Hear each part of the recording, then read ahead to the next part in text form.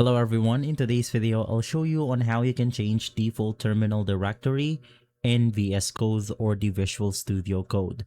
Now it's going to be extremely simple.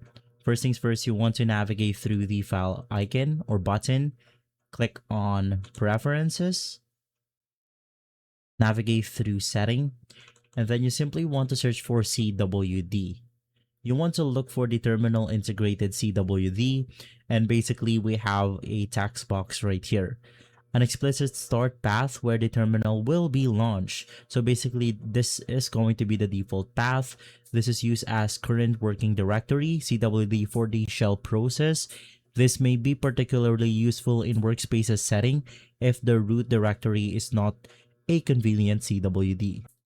Of course, in here you just want to paste your preferred location.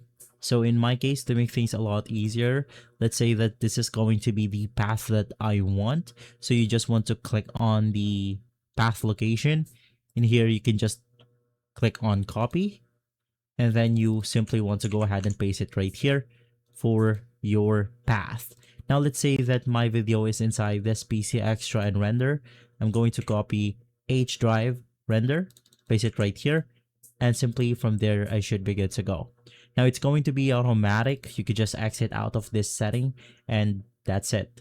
If this video has been helpful, leave a like, subscribe, and follow us for more videos like this.